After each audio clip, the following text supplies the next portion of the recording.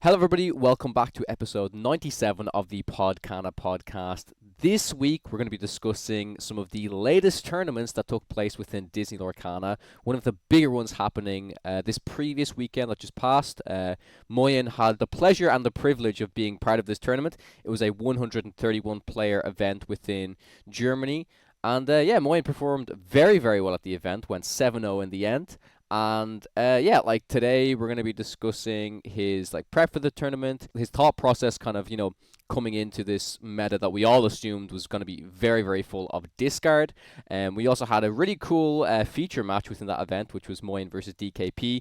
We're going to be talking about some of the differences between both of the Ruby Sapphire lists that they brought, some things that I found particularly interesting, and I want to kind of pick Moyen's brain on the reasons why he decided to include some cards and maybe his thoughts on some of DKP's inclusions as well. Moving on from that, we're then going to be discussing Moyen's new LCCC list, which is a green-purple list, which, after taking a look at, it's been a lot of fun to dissect this one. I think Moyen put in a lot of work. He knew he was going to be facing artifacts, and he was like, oh, okay, do I bring the Ruby Sapphire or do I bring the green-purple? So we're going to be discussing all of that.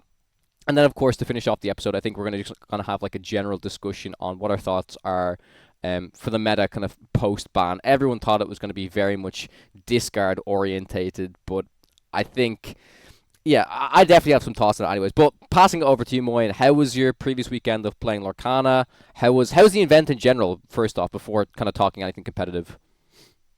Well, it was a great event. I think the best part was just getting to compete again after kind of a while of no bigger tournaments. Mm-hmm. In the end, I think 126 players showed up. There was a little bit of like last minute drama because it was like at a gaming convention that doesn't usually do too much with TCGs. Mm-hmm. And then like a day before the event, they turned off the lights in the hall because that was better for like all of the gaming convention stuff. But not for the TCG stuff, right? Yeah, and like the organizers, so Battle Bear and all of the production, they weren't aware that the lights were going to be turned off.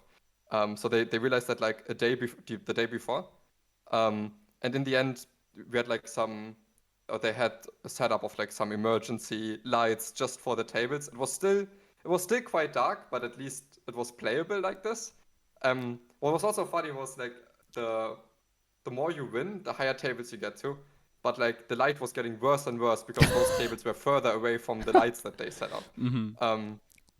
And then there was like literally some judge calls when if someone was watching from like someone was spectating, but from a place where they would like throw a shadow onto the table, they would be like told, oh, you have to move to a place so that there's enough light.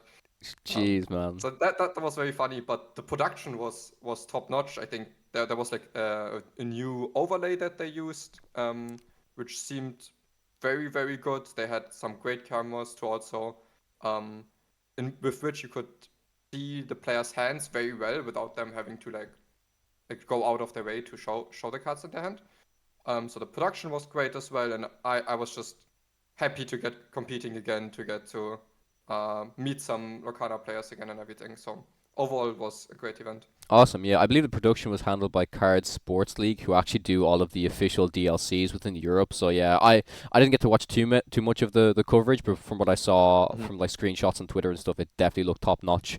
So yeah, moving into before we jump into Spill Ink and stuff, like moving into the actual event itself, do you want to talk a little bit about the Ruby Sapphire list that you brought, how you felt it fared into this, I would very much say, predicted metagame of maybe you anticipated there would be a lot of discard, and then leading from talking about your list, we can jump into like the meta breakdown of that specific event.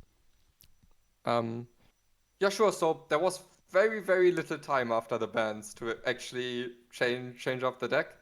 So it wasn't really enough time to cook up something completely new, but although I think Ruby Sapphire or this version of Ruby Sapphire was really bad before the bans, it was really, really, I think it was the best deck in set 6, and it didn't rely on Flavasham that much. So it just made sense that it should be quite well positioned after the bans again. The biggest problem, of course, was though, without Flavasham, the discard matchup gets even trickier. And it wasn't even like the greatest matchup before. It was already close matchup before. So then you had to kind of figure out, okay, how much do you want to tech for it? How do you want to build it so that the discard matchup's okay, without like sacrificing the other matchups too much. The way that I did it was just playing the balls, which I think the matchup was okay. I think I beat 2 Emerald Steels discards, 1 Emerald Amethyst discard, and also an Emerald Sapphire, which I guess they discarded my hand twice completely on like turn 5 on the play. And the way that DKP approached it was just saying, okay, I will just not even worry about the brawl. I will just try to get to the ink break points where I can clear the board and then play all the board clear. So they were playing like 4 B prep for Sisu, but then didn't end up facing any discard. So it kind of is still left up for debate whether that's a good approach or not. But it might be one of the best approaches to get the discard matchup fixed on the cost of some of the other matchups. So the way that they were trying to get to those ink break points was that they were playing All Is Found, which is a 5-cost song from set 7 that inks 2 cards from your discard. So that was an interesting approach as well. I think like you could also just play a few Sisus in Ruby Sapphire without going the All Is Found heavy Sisu package, which should still help a good amount against the discard decks, but I don't think you want to cut the balls entirely. I opted to play 2 Scars in the end because Scar, I already really liked Scar in the deck, and I think it really helps against those like mid-range piles like Purple Steel, Amber Steel.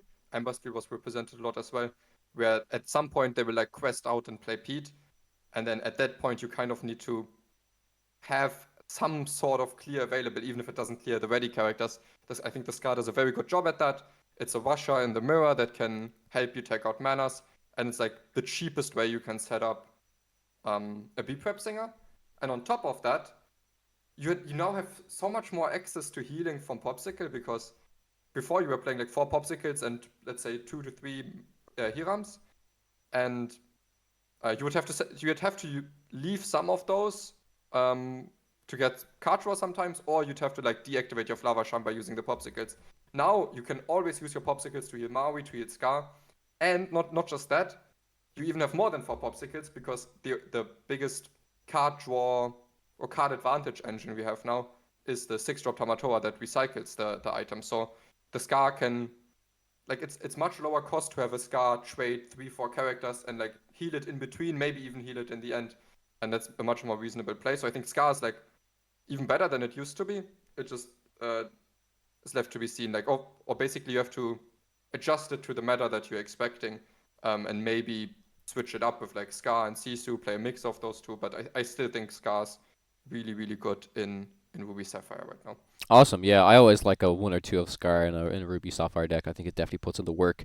Just in relation to the meta breakdown for that specific event. So from the image that we can see, it's 126 players represented. We did say it was a 131 player event, but 5 people obviously they didn't show up.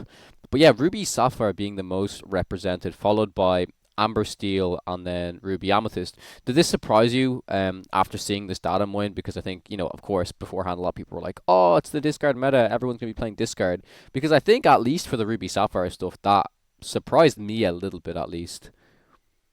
Yeah. No, definitely surprised me as well. I didn't expect that much. I knew DKP and I were going to play Red-Blue, but I didn't think it was going to be like the most played deck whatsoever. I thought it was maybe...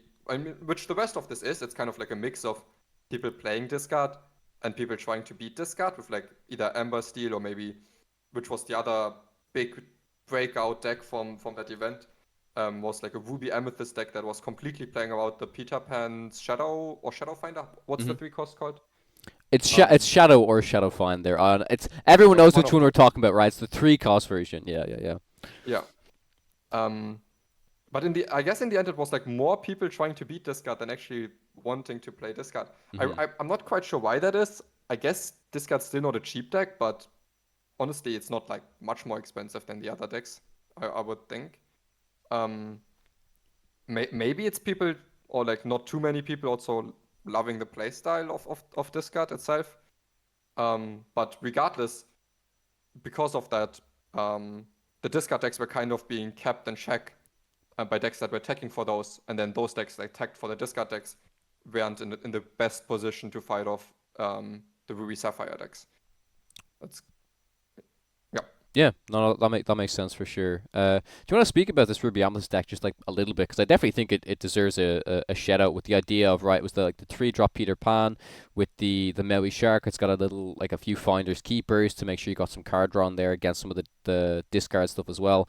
Like, did this version of Ruby Amethyst surprise you? And do you think it's a pretty decent contender going into the meta now, like moving forward? Like, because I know a lot of people are like, okay, like Ruby Amethyst was very much like definitely like less popular when it was the Sapphire Steel meta. People were just maybe barely playing the locations version. Like, how much better do you think Ruby Amethyst has gotten now with the nerfs, I guess?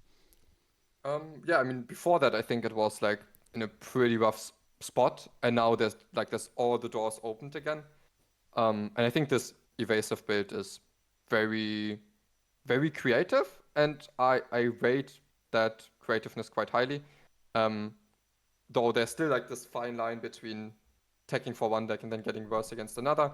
I think the matchup against Ruby Sapphire is still like playable, but still at least a little bit rough. Also, I think that the storyline behind it is just really nice, because there was 3 brothers at that tournament, and they all made top cut.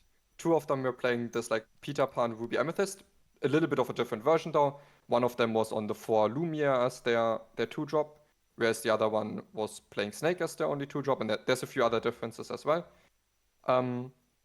But I think that's really cool to see. The other player, the other brother from those 3 brothers, was actually playing Amber Steel, but also made a top cut. So like, incredible. Still very impressive. Yeah. And they also played really, really well. I think, and the most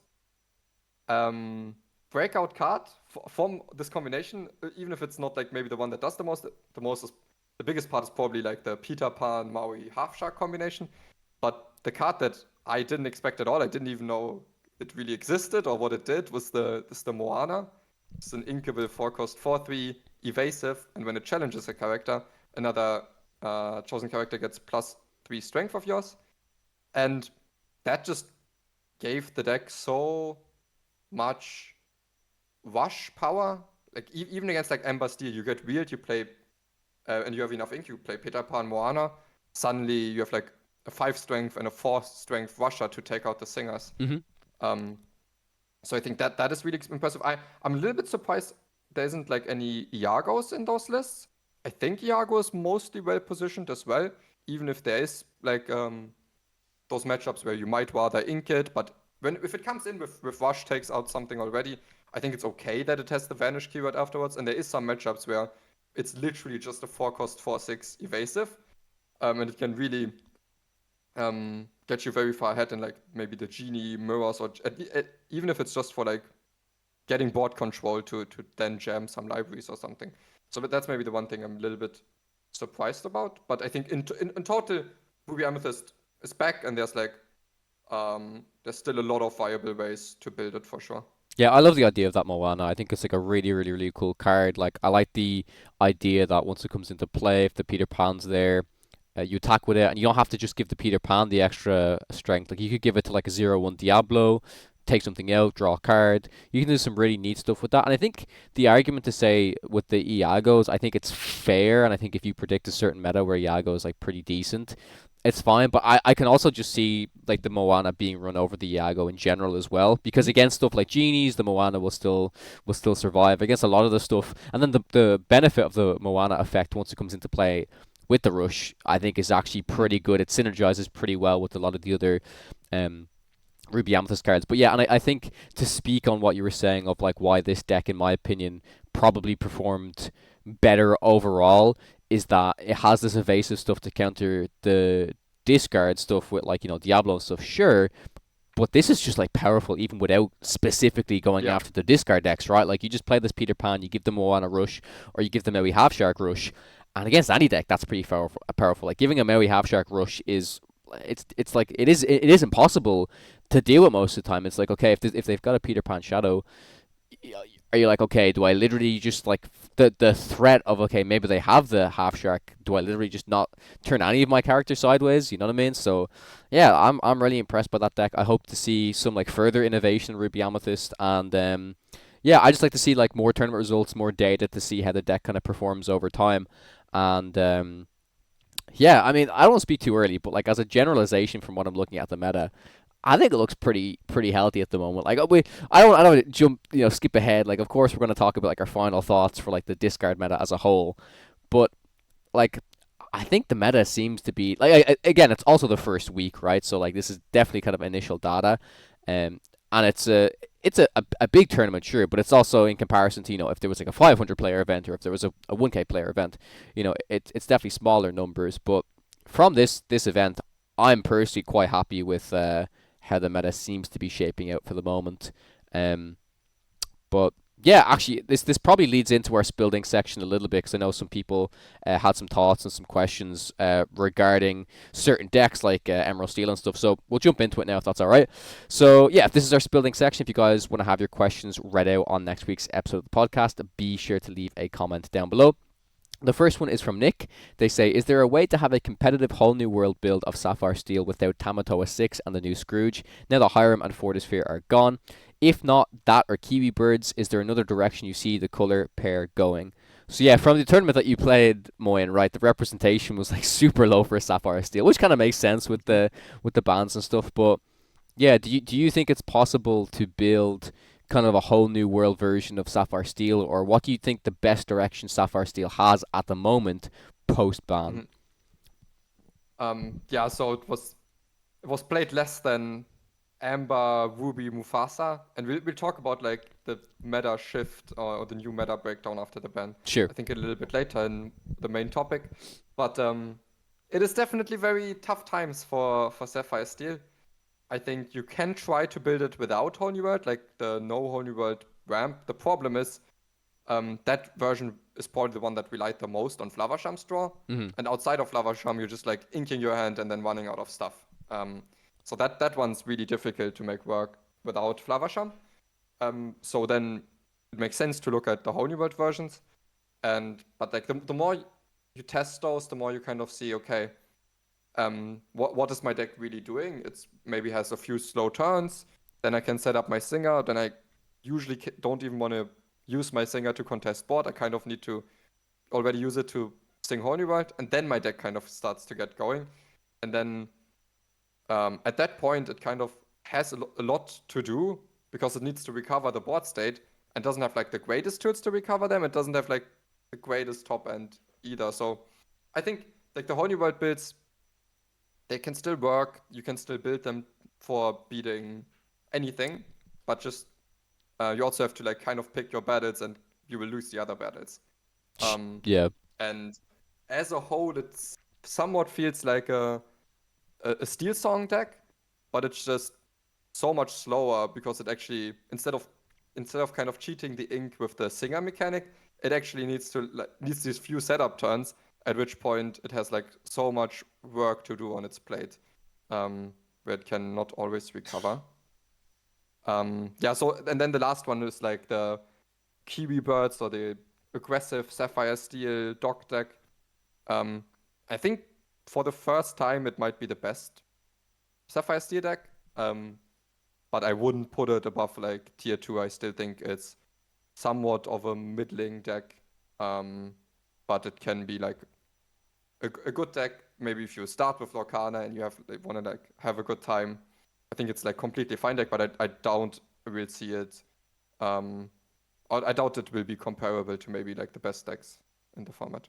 Yeah, and I think that version of Kiwi Birds one is it's powerful, because like you're doing really good like 1, 2, 3, 4, 5 plays, and if you get those openers, like they can be difficult to deal with at times. Where the deck seems to struggle a little bit from what I've seen is like it can just run out of cards, right? And if you don't hit those pretty strong openers, it's pretty difficult without making sure you like top deck your docks and stuff like that and get a little bit of card draw to end the game. But I still think it's a good version of Sapphire Steel. I do agree that I think honestly, I think there's the cool thing I like about that deck is similar to what you said. I think if you're more of an aspiring competitive player for Lorcana and you want to dip your toes in and you want to kind of get a feel for playing against competitive decks, I think it's a really good entry point if that makes sense, where you'll be able to play against a lot of really really good decks. You'll be able to perform pretty well in certain matchups. And other times it'll be hard, but I think it's a really really great deck to teach you a lot about the basics of like hitting your stuff on curve, understanding stuff like value trades and when to quest. Like I think it's really good at teaching that. I think it's a good version of Sapphire Steel for sure. Yeah, just in relation to like the whole new world builds, I think they're like particularly difficult to pull off now. Even like comparable to Steel Song because of all of the discard stuff running around. Like if you have to ramp into like your singer, and then you have to have the whole new world ready to be able to sing. If you're playing against like an Emerald deck, they've got access to Ursula, right, which can snipe the whole new world really, really easily. If you're ramping and you're using cards in your hand, so if you're doing like Tipo or Fishbone Quill, for example, the discard players are going to have a bit of an easier time making sure they can fully discard, your hand, especially if it's the Amber Emerald version with stuff like, You've Forgotten Me and like Sing Sudden Shale. And they also have access to Bare Necessities, which can snipe the songs a lot easier. So, yeah, I think in comparison, definitely Amber Steel seems to be the stronger deck when it comes to like whole new world and stuff like that. Because, and in my opinion, I think that's because they can flood the board a lot more with threats. Because like you were saying, Sapphire Steel doesn't really have this really good big payoff that you get to, right? Like I think the closest thing is probably the 8-drop Tamatoa. Maybe even the 6-drop Aerial, if you get a few items on board. That can be difficult to deal with at times, and that's definitely a little bit of an engine. But in comparison to Steel Song, like Steel Song can just go like Daisy Daisy. It can do. I feel like it can just do Aerial a whole new world a lot easier. Like you can sing a lot faster in Steel Song than you can with Sapphire Steel at times. You know what I mean? And not only do you have access to the whole new world, you've got all of these removal songs as well. So it's just like a lot more versatile. You can go for the whole new world play. You can go for just like the dumping your hand play, and you're attacking your opponent at so many different angles where you could be disrupting their hand with a whole new world, but then you could be flooding the board, and it's like kind of overwhelming your opponent with, okay, I might not be able to deal with all of these different things that my opponent's doing. I have to clear up their board. I have to make sure their singers don't survive. I have to make sure they don't have a really, really good song in their hand. And I think they just have a lot more high roll potential. So that's kind of the reason why I feel like it's just like the better whole new world deck at the moment. But I think that may change in the future if Sapphire still gets some more like kind of game enders, or I don't know. I don't know what it would need exactly. Do you think it would just need Fortisphere and Hiram back in the deck, Moyen? Yeah, that would be the easiest way to re-enable it. Yeah. Yeah, I mean, in general, it's just so there would be other ways, I guess, you could make it playable, kind of like maybe impactful post Quill turn, or maybe like a more even like higher tempo inkable play for the first few turns that you don't mind doing, or you don't mind putting into your deck. But I'm just the saddest part is just we have so much item support. But now with just Popsicle in the game, some of the support is kind of missing. Like you can't. Scrooge was insane, or was like really really good with 8 items that draw a card. With 4 items that draw a card, it's not it might not even be like good enough to be competitively viable anymore. And even Tamatoa is like an insane card. It will probably do fine in some decks with just Popsicle, but like that's just the best item support, right? We have so many cards that are maybe lower power level, but they still need items, and I feel like or items that do something and then that are inkable and aren't super expensive. So that's just the part that's kind of missing right now. Sure. No, that definitely makes sense. The next comment is from KB. They say, I'm really hoping that future dueling cards elevate the subpar ink combinations towards more competitive builds. We've only seen the currently competitive ink combinations utilize their set 7 dueling cards. For example, the 6-drop Pete, the 2-drop Diablo. What do you think each of these lower tier combinations need to become viable? So I know a card that you're a pretty big fan of is it's Restoring the Heart, right? It's the Amber Sapphire card. And that is a good card. I do agree, but when you think about Amber Sapphire as a whole, right? It's like what is it missing? And I've been talking to Kim about this for ages, and it really does seem like it's just like removal, because I feel like there's a lot of powerful things that they can do your favorite thing that you speak to me about all the time is the Pluto Pleakley line. Like that is powerful, right? It is. It's a pretty good Yeah, start. Um, it's still like a high roll opening, but yeah, it's powerful. yeah. Go on. But yeah, like what else do you think? Like not only Amber Sapphire, but like what do you Mhm. think these combinations need that aren't just like like that it isn't just removal, but I guess you have removal in like Sapphire kind of with like, the Let It Go and the Hades, but it's kind of subpar removal. Like do these cards Yeah, just need to have like draw card attached to them? But like that can't be enough for us to play yeah, play the deck, right? yeah. So I've thought about this quite a bit because I want those weaker color combinations to be playable, but then at the same time, I don't want them to be playable just because the dual ink card is like completely broken. Mm. Um, so I think they need to be strong, but I don't want these dual ink. Like, let's say Amber Sapphire now gets a card that's like a 2-cost 4/4 or something. Mm-hmm. It's like, oh, you need to draw this like incredibly overstated card. I don't think that would be good for the game either. So it needs to kind of like be the missing piece of what the color combination is already kind of trying to do, but what it would be missing to do the thing that it's trying to do. Mm-hmm. So for all of these things, we kind of have to figure out, okay, what do these color combinations try to do? I think for Amber Sapphire, yes, you can just have like this uninteractive aggro war deck, but I don't think that's super fun or interesting personally. I think the other direction is, okay, you have singers and you have ramp. Um, so like we can play early singers into like how far it goes, ramp into some big bodies. The problem is your opponent's pressuring you. Your big bodies are just like too slow in catching up to the board. And you have like Rapunzel, Surfer Stitch, Wreck-It Ralph after ramping. Those are like the highest impact cards. Um, that I can think of. Maybe Rockstar Stitch with like some small cards, but yeah, I think what you mentioned is it's kind of lacking removal because with no good removal, you just never have time to just play out your big bodies. And I think the Princess synergy is big in that color combination as well. I would love. I think Story Heart's a really good card. So if you have like a high stat character that can kind of take trades and then you can feel efficiently, that would work. But I think the main thing that it's lacking is kind of removal to enable this like slower strategy. And right now the only removal that it really has is like Let It Go Hades. Mm-hmm. Um, yeah, so I think that would be the main thing for Amber Sapphire. Okay, so now next color combination, Ruby Steel. Its identity seems to be I want to challenge your stuff and I gain like profit when I challenge. What do you think that color combination would be missing? Well, there's one card I looked at recently because one of my friends was building Ruby Steel, and we found the Radigan from set 2. It's like 5 cost uninkable, and it's like it's something to do for some effect or whatever. It can like exert chosen opposing character that costs 3 or less, I believe. And yeah, like exerting. But like when I read that card, I found that really interesting because exerting is usually like an amethyst thing. So I found it a little bit strange to be within Ruby. But then I kind of thought about it, and I was like, well, yeah, to make Ruby Steel work, you really need to be able to challenge your opponent's things. And what happens is if you're playing Ruby Steel, your opponent will just like not turn their stuff sideways, or like they'll be able to say, okay, like if I quest or do anything here, I'll give my opponent too much of an advantage.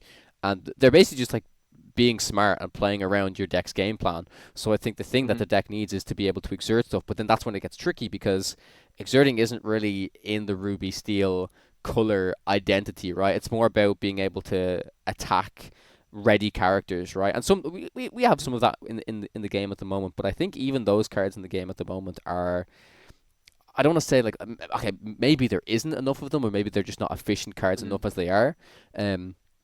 But like what I will say is I think if that type of mechanic, being able to challenge ready characters, starts to become more viable and starts to become good, as an Amber Emerald player, I'm getting scared because my Prince John just gets absolutely bopped, right? Like it's actually really good Yeah. against these like little ward characters that are really tricky to deal with. That specific Mm-hmm. mechanic is super super strong against. So yeah, I'd be curious to hear your thoughts on it as well. Yeah, I think you hit the nail on the head. Mm. I think you need to be able to have a game plan even when your opponent isn't exerting their characters for you, because some decks aren't just they when they don't rely on exerting their characters to follow their game plan, the Ruby Steel player kind of sits there and doesn't do that much. Mm-hmm. And there's already some of that in the game. I think, as you pointed out, challenging active characters kind of fits the ink identity a little bit better than exerting. Mhm. And there's some of that in the game. I think there's one last hope that some of these decks are playing to, Mhm. to like enable like maybe a half shark challenging a lot of stuff with like re-readying it with Fender Flames, stuff like that. There's the Mulan that when it challenges a character, your other characters can challenge active characters, which doesn't really help because it still requires your opponent to have an exotic character to start Sure. the chain. And then there's like the Arthur that's kind of okay, but all of these cards are like, maybe that's okay, but they're like really niche. Mhm. Um, and I think they have to be a little bit niche because I also don't think it would be the most fun experience if these were so universally good that like you kind of don't feel like you can put up any threats if it's too easy to just challenge active characters. Um, but I think they need to be at least less clunky than like One Last Hope, Mulan, and Arthur are. So like somewhere between these cards and, but still without crossing the line of just having them be like always be good. For Um, sure. Yeah, but yeah, yeah. yeah. And then the other color combination I want to mention is Ruby Emerald, which Mhm. I think there's two directions that we can kind of see it being pushed.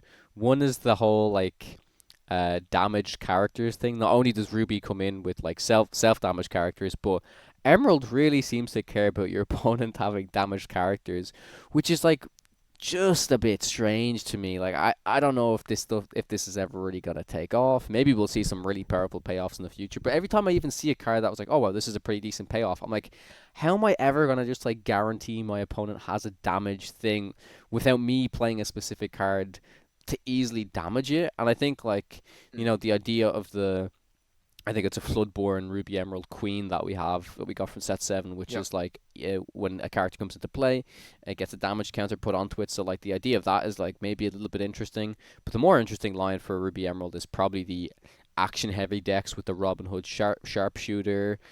Cards like Improvise are just like pretty strong on their own. I know there's like the Pete that you can play that like gets extra lore and stuff for like I think it's every second action you play or something like that. But I think the action version of that might be a little bit better, a better route to go down. Can you remind me? Mhm. Is the Robin Hood sharpshooter? It's actions that cost 6 or less, right? Yeah, exactly. Yeah. So you can I, do like I to do because I yeah. Go ahead. Yeah, no, it's just when I sometimes I play around with Rogue decks to see if they actually Rogue or if there's something, and then I was looking at the 7 cost action like banish one, draw one, Hmm. the energy blast, and yeah, you can't do that.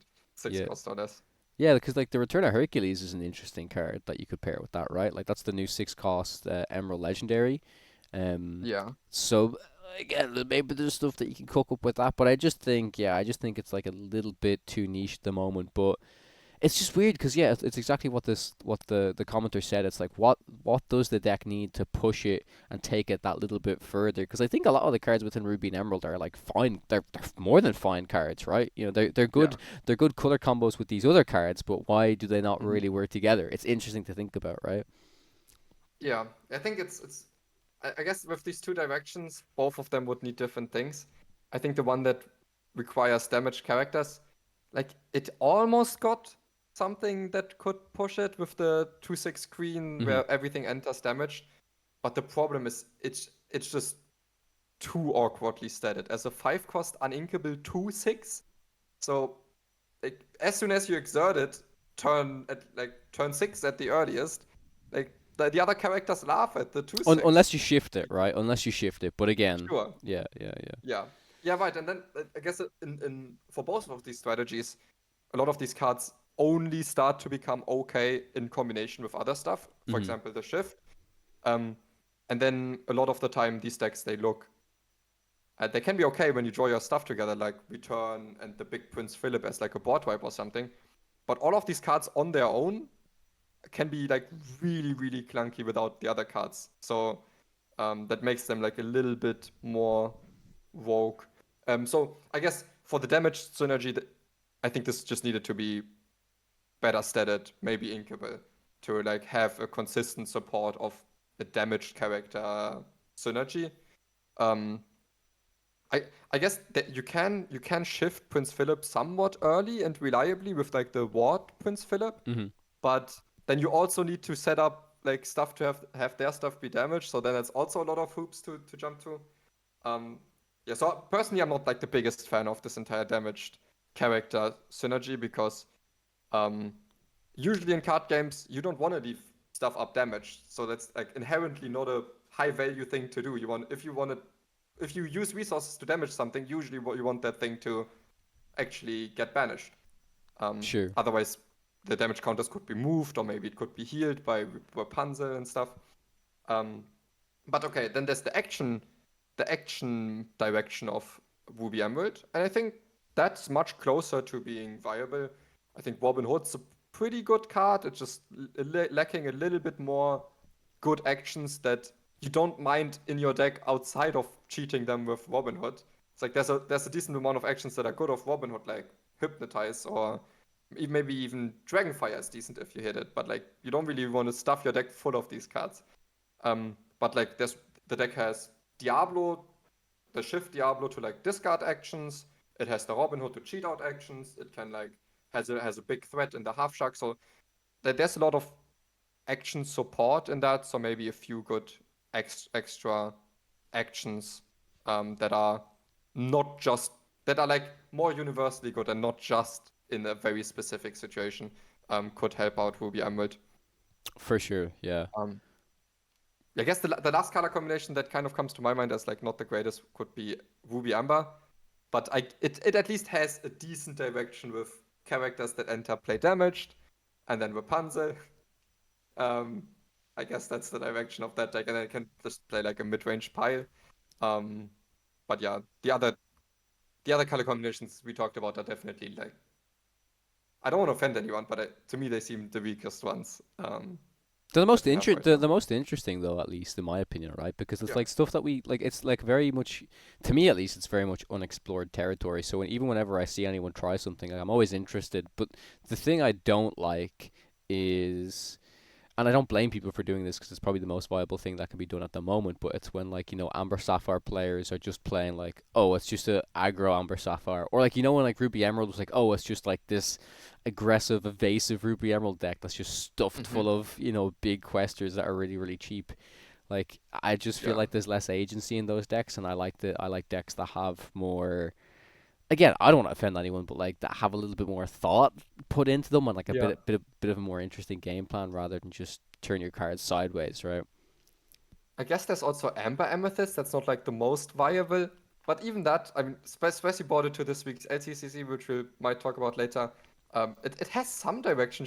I mean, it's kind of just because Amethyst is such a good color that it doesn't need too many other good cards to from the other color, and then you can just play like the great cards from Amber, which would be like Daisy Duck and Rapunzel mostly. Mm-hmm. You can build it around Lantern. I don't think you really have to, but and then also the Rapunzel. I actually kind of like the Rapunzel because the package that seems to be working quite well in this meta to counter Diablo is like the Peter Pan Iago package, Mm-hmm. and it's then the Iago is really easy to get damage on, and then threaten the Rapunzel at all times. Yeah, that's definitely interesting for sure. The final comment is from Lukind. They say, is there a way to beat Emerald Steel? I've tried like 5 different decks, Jafar, Diggy Hole, Ruby Sapphire, Blurple, and Ruby Amethyst already, but I lose every game. This is way more toxic than any other deck. I think it's fair to say, like, when we were coming into this discard meta, I anticipated that Emerald Steel was going to be the best version of the discard decks because it has access to a lot of the removal stuff and like the um Ursula singing all of the removal songs twice, paired alongside like muses and some of the shift stuff. If you want to do the beasts and the peats and stuff like that, it's like it's pretty powerful. And again, it's not like it's just going for the hand discard. It's got like another angle with the removal stuff. So, yeah, like for this previous tournament, right when you brought Ruby Sapphire, did you anticipate a lot of Emerald Steel and what would your advice be to someone who's maybe struggling against Emerald Steel? Because I don't think it's unbeatable by any means, but I can see people getting frustrated playing against it for sure. Because again, it can be a little bit high rolly, definitely. Yeah, there's some hands against Emerald Steel where you don't get to play the game as much, which definitely can be frustrating. But I think there's a lot of decks that have like a close matchup against it, and then if you want to beat it, there's also ways to do that. I Mm-hmm. would say like even Ruby Sapphire, now that Flowersham's gone, I think still it's pretty close matchup depending on how you build Ruby Sapphire. I think Ember Steel always had somewhat of a flippy matchup against it. But if you really want to beat it, I think the best place to look at would be both Ruby Amethyst and Emerald Amethyst builds that incorporate Peter Pan so much into their game plan that it's not just a tech card to beat Diablo, but they play it anyways because it's good with like Genie, Iago, maybe with Half Shark in Ruby Amethyst.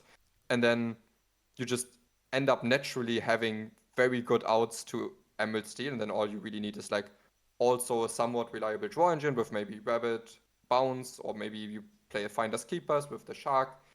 I think those would be the main decks I would look at if I really want to beat Emerald Steel, and I think it's definitely possible. For sure, yeah. Well, that was our Spilled Ink section. Again, if you guys want to have your questions read out on next week's episode of the podcast, be sure to leave a comment down below. All right, yeah, so taking a look at like a meta breakdown from Ink decks, week 5 of set 7 compared to week 6. Week 5 was pre-ban and week 6 was post-ban. So before the ban, like, I can see that there's a massive spike here of Ruby Sapphire, and that still surprised me a little bit. Like, I would have thought that overall that the Sapphire Steel would have been the most dominant deck, the most represented deck. Maybe I still kind of think it was the most dominant at least, but I'm surprised to see that Ruby Sapphire was higher than it overall. What were your initial impressions of like looking at that data before we even saw the bans, right? Yeah. Well, I think it's important to point out it was still Sapphire Steel was still the most played color combination because aggro was also there was also Sure. this aggressive. There's two variants of it. Mm-hmm. Yeah, but still, I think even just the item ramp Sapphire Steel deck was more powerful than like the Sapphire Coil ramp Ruby Sapphire. So it surprised me. I think ramp items Sapphire Steel was like the best deck. And it was maybe the closest to a tier 0 deck we've ever had.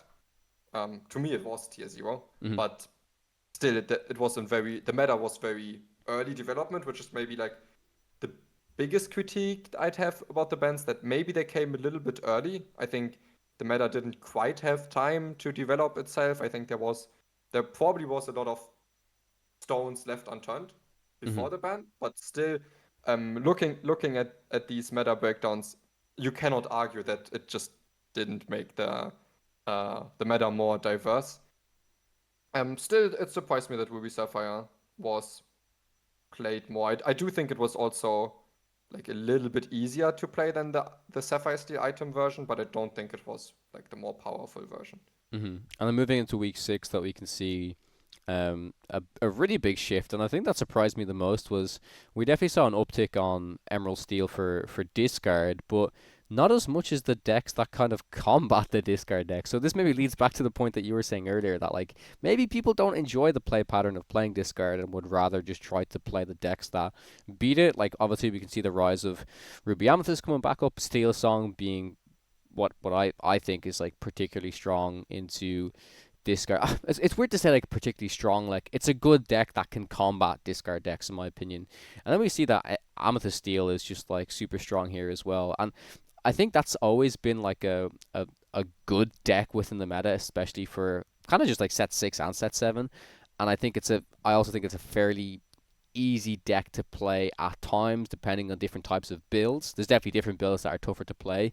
But I can see why that deck has kind of risen in popularity a lot as well, because it's just kind of one of these faster decks that might be able to close out games a little bit easier. And then we can see the Ruby Sapphire decks, and then the Emerald Amethyst decks as well, which we're going to be talking about in a little bit more detail moving into the LCCC stuff. But like, yeah, just like general thoughts on maybe, yeah, like more of these decks that kind of combat discard rather than the discard decks itself. I mean, it's really like interesting. Like looking at this data, it's clear, like I said, that the discard decks have been on the rise as well. But that the numbers don't lie. That it's not more discard. It's more of the decks that are trying to combat discard, right? Yeah. Yeah, I guess that's the biggest. I guess that's the meta right now. It's one Ruby Sapphire. By one, I didn't mean it's like the best deck. It's like that's first point about the meta right now. There's Ruby Sapphire. there's discard decks, and then there's decks that try to be discard decks. That kind of seems to be like the overarching theme. Mm-hmm. But yeah, this is. I guess about these graphics that I think we'll be displaying. I think it's important to notice that there's like a different scale in these. One of them goes up to 20%, the other one goes up to 30%. Mm-hmm. It might be easy to miss if you just look at them side by side. But overall, this seems to be just like a very, very diverse meta. The only thing that's missing is Sapphire Steel, Mm-hmm. which no, that's a little bit sad. I hope we'll find something to make the color combination better again, but we might have to wait a set for that. Yeah. A deck I also want to give a little bit of a shout out to. Well, I suppose Was it Amber Emerald? maybe lack of a shout out that's not being displayed on this is Amber Emerald. Like I thought people would play the deck a little bit. It seems to be the least played discard deck out of the Emerald Amethyst and the Emerald Steel, which to be honest, I guess that doesn't really surprise me too much. It's like it's the niche version. It's definitely difficult, but it's probably one of the most difficult versions of the discard deck to play, in my opinion. Yeah. And some people will be like, "Oh, how's it difficult? You just play Prince John. You forgotten me. You win the game." No, like you would be surprised that the more you play Amber Emerald, that is not the line that just wins you the game all the time. Especially because it's very predictable. Like your opponent can play around that a lot of the time. So like if you go for your Prince John, they play P. You need to have other options, and there's a lot of different lines and different things you need to think about when playing that deck. So I'm a little bit surprised to see it played less, but it's a tricky deck. Yeah. I think it can combat the meta decently well. I think it struggles into the Emerald Steel discard, but I think it does well against Ruby Amethyst. I think it can be kind of 50-50 against Amber Steel, and yeah, I know a lot of people have been by the way, I know a lot of people have requested in the comments for like a lemon lime guide. I really want to do it. I'm still happy to do it, but just so everybody knows, I'm recording this from Tokyo, Japan right now in my hotel room. So, yeah, I'll try my best to keep the podcasts going and keep the content coming. But as soon as I have time to do that, I will do it because I'm hoping that if I make that guide, more people will at least try out the deck, right? I hope. Yeah. So. Yeah. Also, this is not just the first time. This is our second time recording this because the file got corrupted. Indeed. Yeah, but I think the Amber Emerald thing, it kind of ties into our point, which is like a lot of people were either looking at discard as the thing to beat, like and Emerald Steel discard specifically, and then so if the meta is a lot of decks that are good against Diablo, but also Emerald Steel itself, I think Emerald Steel in like the discard mirror, it's usually the favored deck because it also 100%. has like, the best removal against the Diablos. So the meta doesn't necessarily get better for Amber Emerald with less Sapphire in the deck. I still think has very good shot against like Ruby Sapphire itself. Maybe it depends a little bit on how many Sisus they play. But it's also the same thing for a few other decks that you could easily say, oh, this should get so much better now because the Sapphire decks are less rampant. But some of these decks that always had weaknesses against like the fast steel decks or the discard decks, they might still have a rough time, even if it's not the Sapphire deck that's keeping it back anymore. I think one example for that could be Blurple. I think Blurple can be built in a way where it's pretty good against current Ruby Sapphire builds. But then there's also like a lot of Purple Steel, Ember Steel, discard decks, I think it can still struggle into those. So it's important to realize not every deck that had a bad matchup against these really strong Sapphire decks is suddenly much better in the meta because there might be other problems that now turn up again. 100%. Yeah, definitely agree. So yeah, like moving into, we're going to talk about your LCCC deck list. You're back on green purple. For those of you who don't know, this is not Moyen's first crack at green purple. This is actually the first deck or the first color combination that he brought to the first DLC back in Lille, and still to this day, I always joke about it with Moyen at Speci. One of my favorite memories from the first DLCs is Moyen proudly holding up his like scoreboard, his lore sheet, where his opponent was going up lore, and he had a Lyle on the board, and then he forces them to like B prep, and then all the Lorga, so it's just going like up and down and up and down, and that was really really fun to see. So yeah, I mean, listen, I've taken a look at this list. We've discussed it a little bit ourselves, but I'm like, okay, like I don't want to put you down because I'm not. This is not putting you down, but like I'm really Okay. impressed. I'm like really really impressed with like the innovation here and some of the inclusions and like how different the deck is compared to a lot of the other green purples and a lot of the reasons why some of the inclusions are in there. I think there's a reason why some of them are there, right? Because you kind of anticipated, you pretty much knew what you were going to be expecting. So there could be some card changes that are different. But yeah, like feel free to speak through the deck, your thought process, and give like of course the context of why maybe you went for this color combo, leading into these final games of the LCCC. Yeah, so even though over the recent sets I've played a lot of Ruby Sapphire, I played a lot of Sapphire Steel, it's kind of what I'm known for now. Yeah, in Lille I was in the first DLC I played Green Purple, and in the set 3 meta I also thought very, very highly of it. So maybe I hope we'll get to see some good Green Purple performances in Japan once set 3 is out there. Mm-hmm.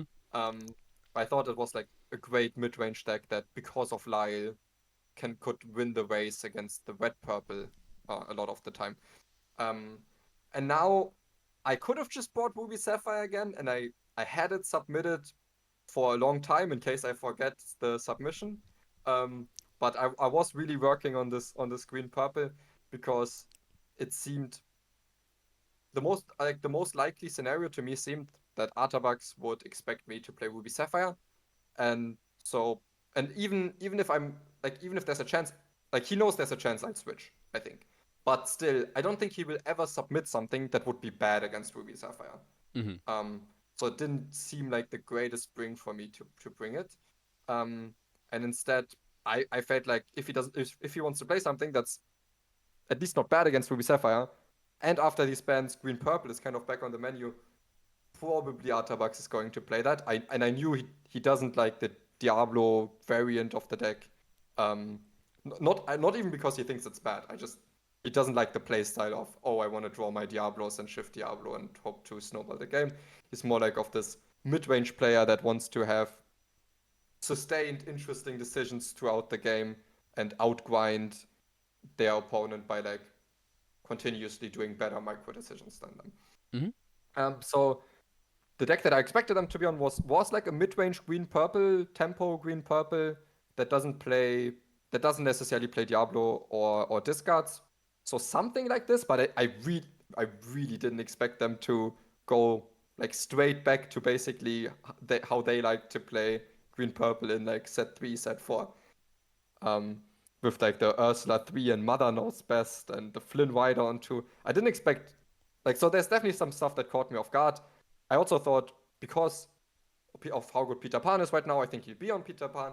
And with the Peter Pan, I think Iago is great. So I even included some improvisers, just even without the Diablo shift line, just expecting them to play some Iagos. So that part didn't end up working, but still, I'm very happy with how this deck list has turned out. And basically, it is very similar. Or it's largely similar to like the Diablo shift, heavy Diablo shift version that plays 2 Johns as the discard package.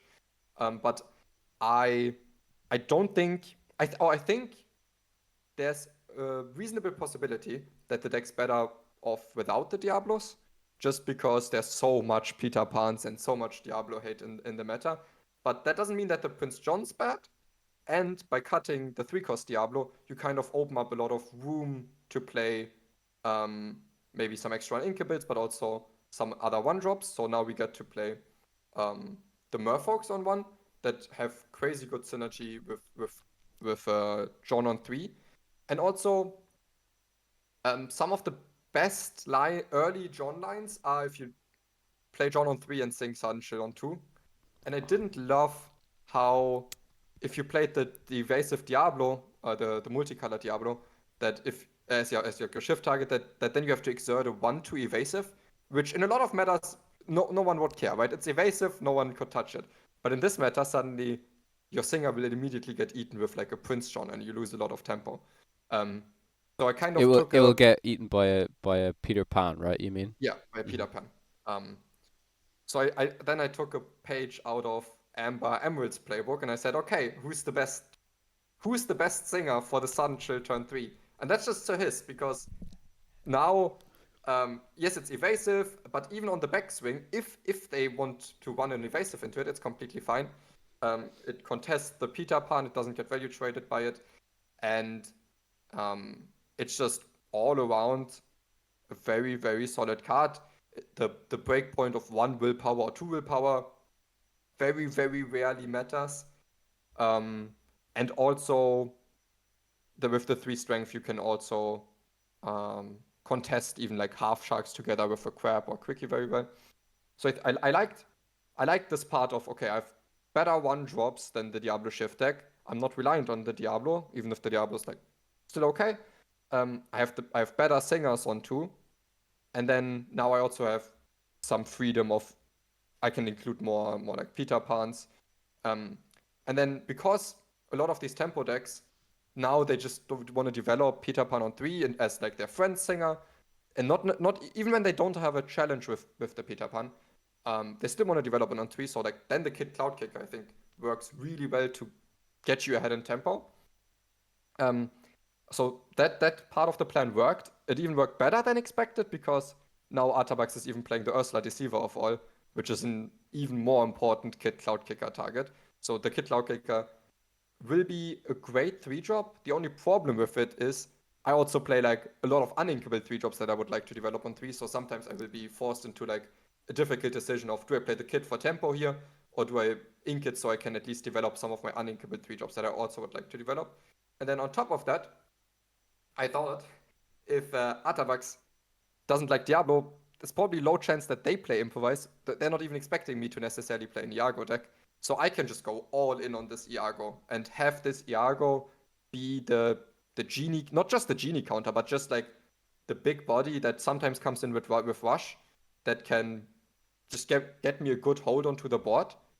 So that's the biggest part of the tempo plan. It's the I mean, his on 2 is fine, but it's the Kid Cloud Kicker on 3 or any setup into the Iago on 4. And that should give me the foundation to, from then on, also pursue the discard plan, unless I already played the John on 3. And then with the discard plan, be able to outvalue Artabax, hopefully. So I guess my biggest raw engines are now 2 Johns, 2 Rabbits, whereas they play 4 Rabbits. And you could say, okay, why not play more of either of them and just really focus in on those? But both John and Rabbit can be quite slow, especially if you draw too many of them. And in testing, I've really been liking the deck because it's very, very flexible in in these lines, if you go for the John, if you go for the Rabbit, depending on kind of what you get as well. And then as the 5 drops, I think the biggest card that people will talk about that is not in there is the Elsa, but also because there's not very expensive cards that I necessarily want to Bruno, even with John in my deck, I didn't need as many 5-cost singers, and I think that's Elsa's best use case, is like to have some utility and then also use it as an Elsa singer. Instead, I opted for like less Brunos and then quickies to cover locations a bit, to help my Diablo take out stuff, to help my evasives take out bigger evasives, and the Lucifer, as a lot of these green-purple decks usually don't play a lot of actions themselves. And okay, so this is all about, so I think there's a lot to take away from this, and how did I approach building this with an estimation of what I might be up against. But I want you guys to know that this is not just the counter green-purple deck that I tried to build.